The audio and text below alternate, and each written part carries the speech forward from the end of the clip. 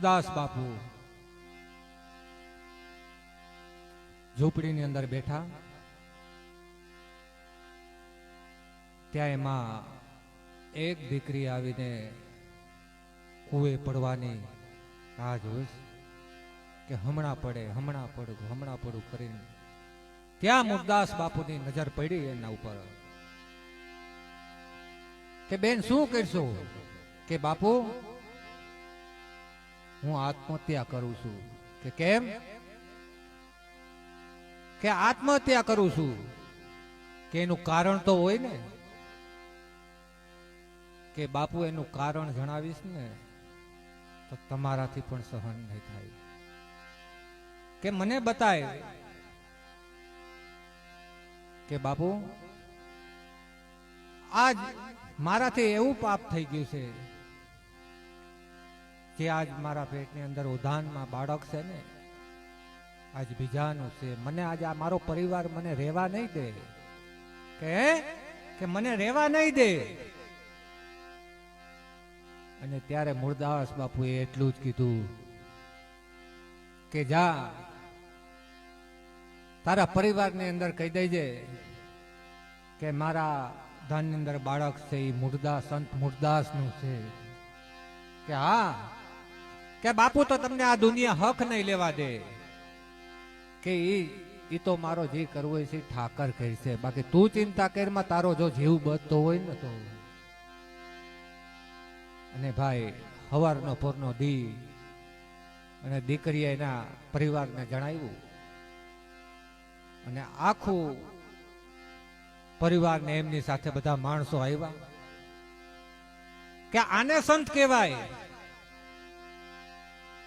અને મૂળદાસ બાપુને ન કહેવાના શબ્દો ભલામણા તેથી સંભળાવ્યા હતા અમરેલીની અંદર. છતાંય સંત બાવલિયાએ હસતું મોઢું રાખ્યું હતું. કારણ કે એક જીવ બચાવવા ખાतिर કદાચ ને મારે આટલું બધું દુઃખ સહન કરવું પડે તો ભલે કરવું પડે, પણ એક આત્મો તો બચશે ને. પણ ત્યારે આ જગતના માણસોએ બધાએ મૂળદાસ બાપુને ગધેડે બેહાડીને ચંપલના હાર પહેરાવીને અમરેલીની બજારની અંદર બાપુને કાઢ્યા હતા. તોય છતાંય બજારની અંદર બાપુ હસ્તમુખે હાલ્યા ગયા. અને એમાં ઠાકરનું મંદિર આવ્યું અને ઠાકરના મંદિરની સામે બાપુએ નજર કરી કે ઠાકર, આ જગતના માણસો આંધળા છે, તું તો આંધળો નથી ને. કે આ જગતના લોકો આંધળા છે, તું તો જોશો ને કે મેં શું કાર્ય કર્યું છે. મારી લાજ તો તું રાખજે ભલા માણા એ સંત મૂળદાસ. કારણ કે સંતોએ હંમેશા દુઃખ જ વેઠા છે ભાઈ.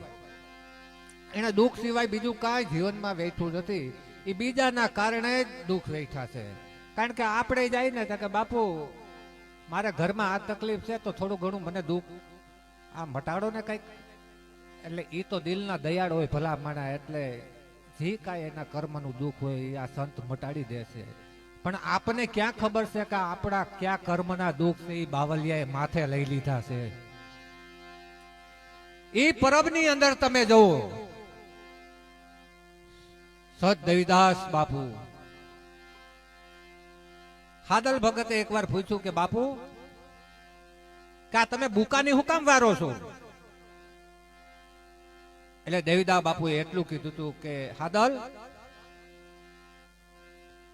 એ હું સમય આવશે ત્યારે જવાબ આપીશ.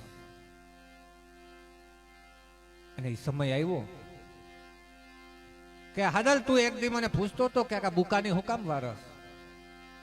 કે હા બાપુ, કે આ જેટલા અહીંયા રગત પીતી આવ્યા છે ને આ તમામના લોહી પર મેં પીધાય છે ને એનું દુઃખ આજ મારા મોઢા ઉપર છે ભલા માણા. અને હાદલ ભગત સામું જોઈ ને થઈ ગયો કે ઓહો, આ સંતનું જીવન. કે દુનિયાના દુઃખ માટે બાપુએ આખું ચહેરો ઓલો કરી નાખ્યો. કે હાદલ આ દુનિયાના દુઃખ માટે સંતે અવતાર લીધો છે, બાકી તો જે અલગ ધણી આપણી લાજ રાખે. એટલે સંતોની વાતો કરી તો ભાઈ ઘણી વાતો એવી છે, પણ થોડું એક ઠેકાણે ભાઈએ કીધું મને કે ગઢવી અમારી ન્યાય કે નેહડામાં કઈક મહેમાન તો થાવ. મેં કીધું હા ભાઈ આવી છે. કીધું તો મેં કીધું હાલ ને જવા દે ને. મેં કીધું બાપુ અને ગયો હું તો ટાઈમ હતો એટલે ઢોલીએ બેઠા હતા. જ્યાં ઢોલીએ બેઠા ને ચા પીધા ને ત્યાં એના છોકરાની રાઈડ આવી રાકેશભાઈ કે સાંભળ્યું કે તમારો છોકરો ફલાણા ગામની અંદર પાણા મારીને આવ્યો છે. ત્યાં છોકરાના બાપે કીધું કે પાણા મારીને આવ્યો તો કે ઉભા રહ્યા. હવે એ છોકરો ઘરમાં આવ્યો ને બાપો લાકડી લઈને ઉપડ્યો તો ઘડીક થયો તેને બાપોએ માથા ફાડીને આવ્યો. ત્યાં જગા પાછા ગામના માણસો આવ્યો કે સાંભળ્યું તો કે તમારા જે ઘરના માણસ છે ને એ ગામની અંદર ફલાણા ભાઈના માથા ફાડીને આવ્યા છે. એટલે મેં કીધું હવે આ ઘરમાં ન રહેવાય નકર મેં કીધું આપણે જેલ ભેગા થવું. ત્યાંથી નીકળી ગયો તરત રાકેશભાઈ. મેં કીધું બસ કેટલા ટાઈમે આવે છે? મેં કીધું કે 3 વાગે. મેં કીધું 3 કલાક ભલે મારે બેહવું પણ મેં કીધું આથી નીકળી જવાય. એટલે આવા આપણને ગારિયામાં નાખે, માથા કૂટું ઈ કરે ને આપણને નાખે. એટલે આપણે એક બાપુનું સંત છે, ઘણા સમયથી આપણે લખેલો છે.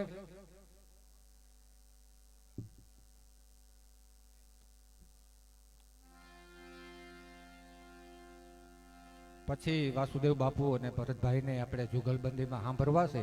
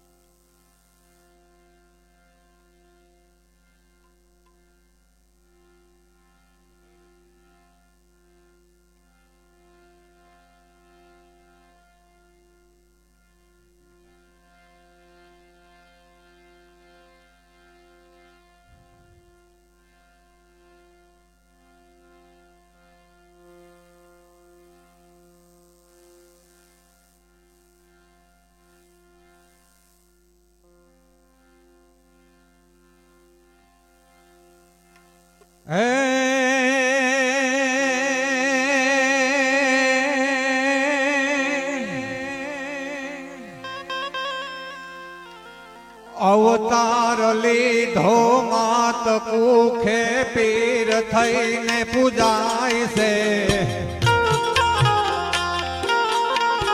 અવતાર લીધો માત કુખે પીર થઈને પૂજાય છે. લુહાર કુળના પૂન કેવાયા જ નજરે દેખાય છે.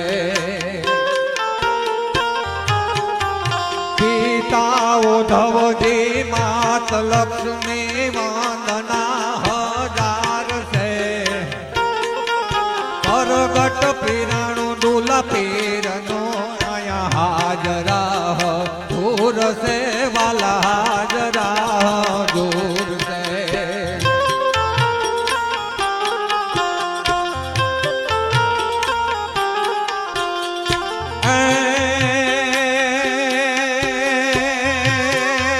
ગોકુળ દેવું ગામડું આયા રંડોળા દેખાય છે. ગોકુળ દેવું ગામડું આયા રંડોળા દેખાય છે. નજરે નિહાળું ત્રિવેણીને હયડું હરખાય છે. ભૂમિ આ તો સંતને આયા કંઈક સંતો પૂજાય છે.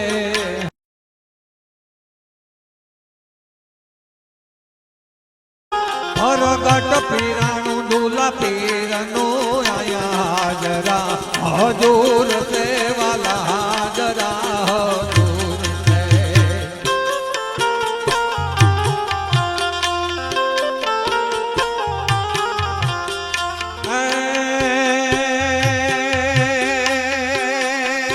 દેવળ જોયા મહાદેવના હનુમાનજી પૂજાય છે.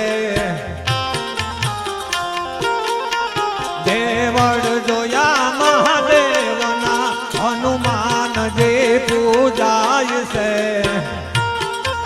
મહાકાળીને મામે લડે કાળ ભૈરવ દાદા પૂજાય છે.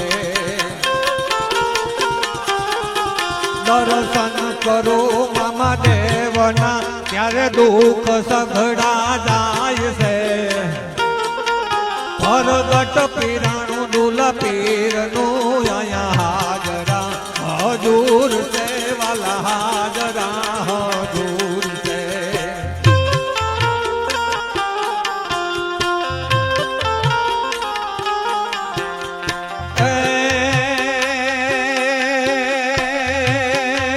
સંકટ સમયે યાદ કરશો પીર વારે આવશે. સંકટ સમયે યાદ કરશો પીર વારે આવશે. રાખે ભરોસો પીરનો ઈ આવીને ઉગારશે.